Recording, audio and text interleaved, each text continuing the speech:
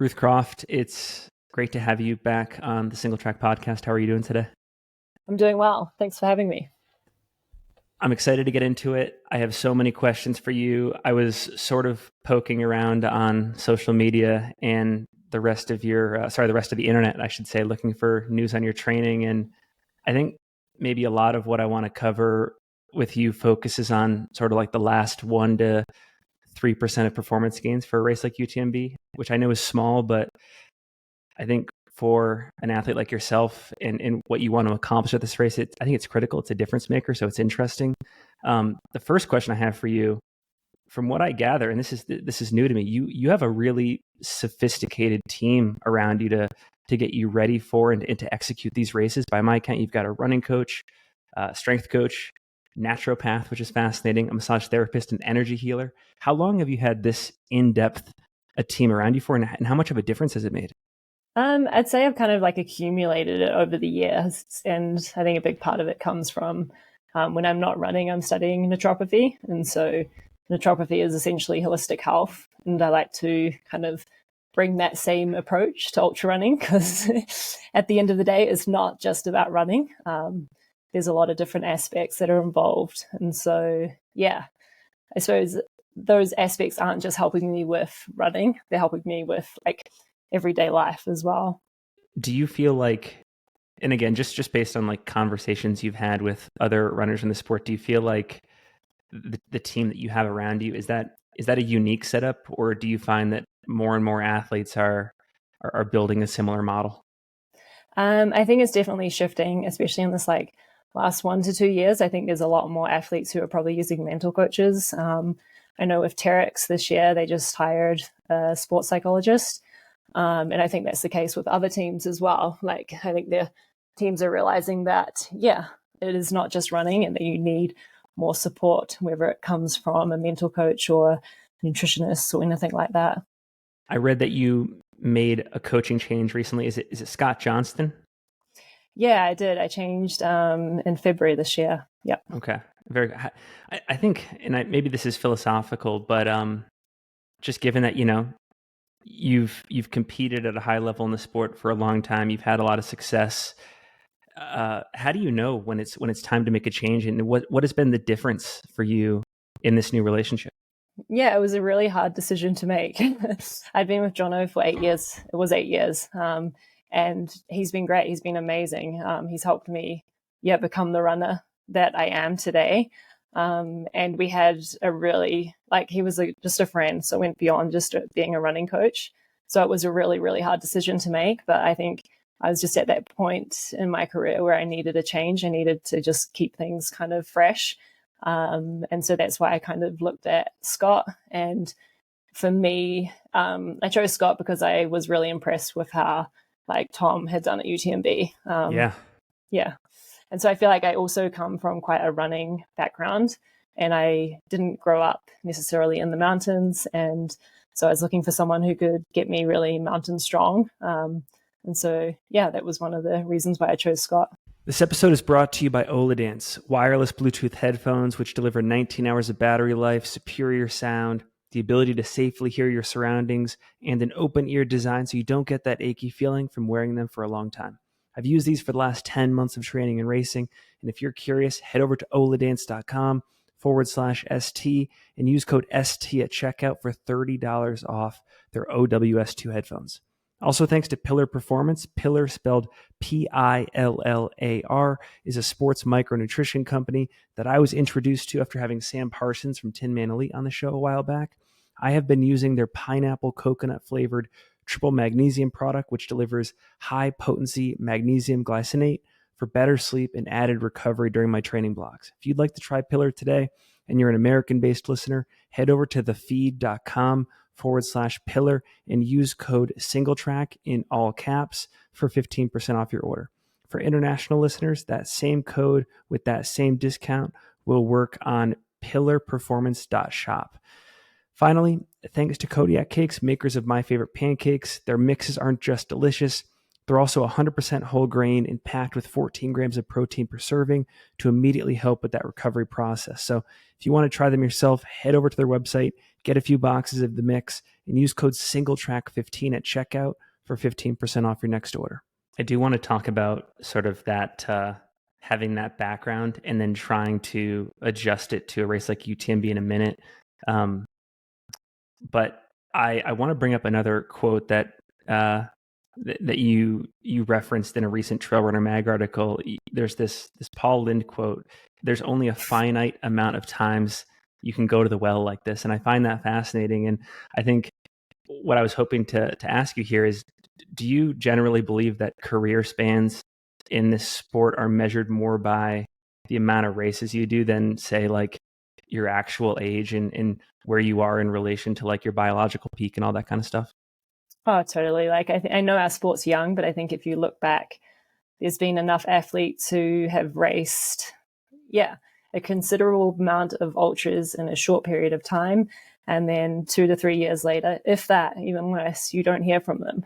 Like, our sport is so young, we don't know the long-term detrimental effects of running 100 miles or 100 miles plus. And I know personally, just from like the last 2 years when I did Western States, like I did not bounce back from that. Like It took me a long time, and even I haven't talked about it a lot publicly, but I got COVID in the build up towards Western States last year. And after States, I put myself in a really big hole, and it's taken till like probably midway through this year until I felt like a runner again. And so, I think for me, it's always been, I pick 100 miler a year, and that's it. I have to imagine that it's both what makes the sport interesting, but also what makes the sport scary as a professional. That it's very hard to know exactly where you are in relation to, that whole saying of like flying too close to the sun. Like maybe it's the case that you're actually well below that threshold, but it could be the case that you're also right there and your career kind of goes poof in a moment. I think it seems, just from what I gather, like listening to your interviews on other podcasts, you've done a great job with self-awareness and just getting a sense of like when you need to recover, how long you need to recover, stuff like that. One other question I want to ask you, just with that team component, you mentioned working with an energy healer for these big races. There's a lot of visualization involved, and ultimately, like going back to that point you made about getting ready for UTMB, you've successfully changed your perspective around this race as a result of all that. What's an example of how you're deploying visualization for a race like UTMB? How am I deploying visualization? There's a big part of me that I think of the part between what is it? It's Valacine up to Col de Monte, and it's kind of like that douche grade. And a big part of me just wants to be able to move when I get to there. And so I visualize that a lot. I don't know if it's going to happen on race day or not, but I think visualization, it helps massively. But also just ultra running's great, because I think at the end of the day, like what it brings up in you, and leading into a race, like it makes you question like self-belief, like your self-doubt and all that. And so I think I did get to a point where I was like, do I really need to run ultras? Like, I know I can do hard stuff. Like, do I need to keep doing this? But then I was like, oh no, like it's an amazing opportunity to work through whatever comes up with you in the build up, and then also on race day too. And I'm genuinely curious here, because this is not something that I've ever attempted to do, but like in terms of like the mechanics of visualization, is it a lot like meditation where, you're sitting there with your thoughts and just your thoughts, and you're imagining some sort of scenario coming along and how you're going to deal with it? Or is there like a journaling component to it where you're then writing it? Like, how does it work for you? So for me, meditation, it's been a massive thing for me probably since the last kind of 5 years. So I've done like a lot of Vipassana, and then last year I did a darkness retreat, which we used to sit in darkness for 10 days. Oh my gosh. And so it's just, I find like in life we are so distracted and so much comes up that we don't have the space to really go inwards. And there's a lot of conditioning from our environment, from our family. And so being alone in the darkness, it lets you kind of work through all that. And so, and that sort of thing comes up in races as well. And so, I kind of pull on like the darkness retreat stuff, and also like meditation to kind of just calm the mind. And Were there any other interesting lessons or insights from that 10-day silent retreat, the Vipassana? Depends how much time you've got. As it relates to trail, like do you find that it's made you a more like resilient runner, or it's easier to face adversity? Like, are you ready for, mentally mile 80 of a race, more stuff like that? I think like, so ultra running, it pushes me physically, but then the meditation and the darkness retreat, it really pushes me mentally. Like I've learned the most about myself through doing that sort of thing, because it's really hard to sit with your own thoughts in darkness for 10 days. You got to tell me also about this use of the hyperbaric chamber. I went on Google and I was like, how do I buy one of these things? I look it up. It's like $40,000. Are you going to did you buy one? Do you go to like some, medical center to do it? And talk about that and then the benefits of it too. Cause this is just, I love like I'm going to take every single advantage I can get in this sport and work towards it. So yeah. Yeah. So a bit of a backstory. So after Western States, I kind of got around to October, and then my iron tanked considerably. And then I kept getting really run down. Like my immune system was kind of really shot. And I'd kept getting just really run down. And so I got back to New Zealand finally. And then obviously saw a lot of people, got my bloods done, and again, things weren't great. And so I had a family friend at the time who was terminally ill with breast cancer. And so she had been using a hyperbaric chamber because she was neutropenic. And so, she had just bought one. So you can buy soft-shelled ones, or you can go to like a facility where they will normally have like the hard-shelled ones. Okay. And so she let me use it it was like a week. So I just go in there every day for like 90 minutes, and I was feeling better. And then I got sick again. So I was like, okay, I'm just going to rent one of these for like a month and just see if I can really just help my white blood cell count and everything. And so I rented one for a month, and you go in it every day for 90 days. And my white blood cells improved across the board. And I was feeling better in training. So but it was such a commitment though as well, like 90 days. 90 minutes per day is quite a commitment to go into a hyperbaric chamber. But Well, 10-day Vipassana versus 90-minute hyperbaric, that's easy, right? But is the theory there? It's like you're basically sitting in pure oxygen, and you're just more efficiently delivering pure oxygen to your body, and then just the body takes over from there and recovers faster. Yeah, exactly. And so the one I had was the soft shell ones can get about 1.4, 1.5 ATA. And so, it's like you're underwater. So you've got the pressure of being underwater, and then you're getting fed essentially nearly 100% oxygen. And so it's able to go into your body and like into your cells better than, if you weren't in one. Wow. So they help. Cool. Yeah, like it's really interesting. Like once you start reading about them, because I also did not know anything about them until my friend told me. And like a lot of people who are recovering from like chemo, traumatic brain injuries, athletes, like kids with autism, like there's a massive broad spectrum of people that use them. But I think the ones where you see the more significant results is when you go like in the hard-shelled ones. And they're really expensive. Coming back to what you were saying earlier about UTMB, I do think a lot of people, if they were to put a label on you, they would say that you're one of the more versatile runners in the sport. And I know that you do have that pure running background too. So there had to be some adjustments coming into this race for people that have a similar background, like you, a similar predisposition for how they want to run.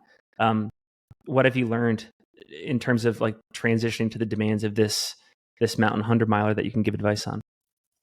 Yeah, I think it's like when even the last 2 years, just focusing on states, you just get really strong running, and the kilometers click by really quickly. And so it's been a bit of a mental transition to get used to climbing and like really slowing down. But what have I learned? It's been quite a process, like just learning to run at night and just enjoying hiking. Like at the beginning, I was just like, man, I freaking hate hiking. But now I like get to a hill, and I'm just like, okay, we're hiking here. So they're probably like my main lessons. Thanks to Brooks for their support of our UTMB coverage. I've been a fan of this shoe brand ever since using their Cascadia 8 on my 2014 thru hike of the Appalachian Trail. They've now got a new and improved Cascadia 17 out, as well as a High Point apparel collection like this rain jacket that I'm wearing right now. Head over to brooksrunning.com/Singletrack to check it all out. Also, thanks to Morton. Morton fueled over 80% of my run during the 100-mile wilderness earlier this month. I used 25 of their hydrogels and 10 of their 225C bars in the process. They all went down easy. There was no palate fatigue, and the all-natural ingredients made me feel good throughout. These are also the same products used by top athletes like Tom Evans and Kilian Jornet. So head over to Morton.com to take a look and maybe even to try some yourself. Finally, thanks to Features, makers of my favorite trail running socks. They're durable, they're stylish, they're comfortable. And again, these are also trusted by many of the best athletes in our sport. If you'd like to give them a try, head over to their website, grab a few pairs, and use code SingleTrack20 at checkout for 20% off your next order.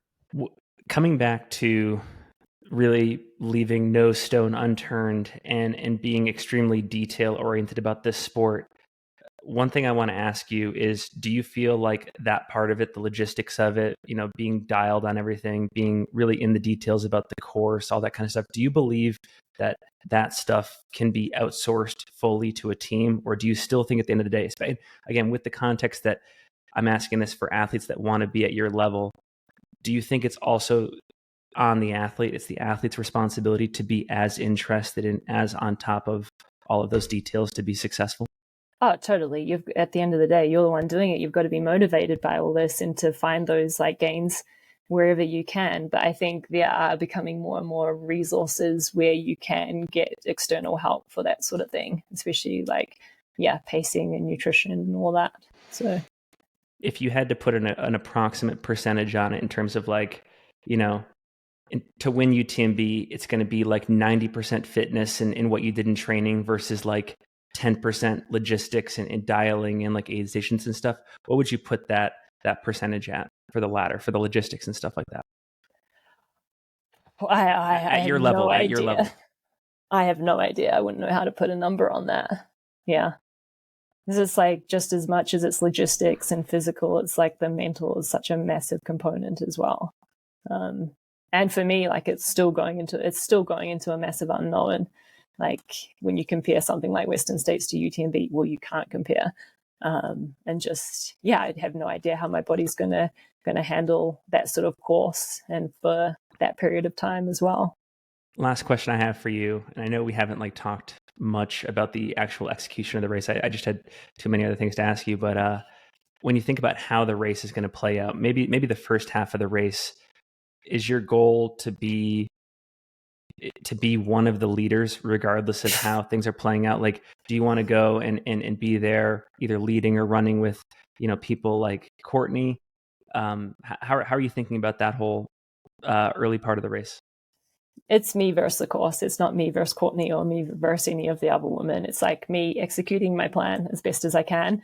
And if that puts me on the top of the field, then that would be great. But it's kind of like Western States. You can't go into it thinking I'm going to race the competition, because then you're just going to screw up your whole race plan. It's it's me sticking to what I plan to do and executing it as best as I can.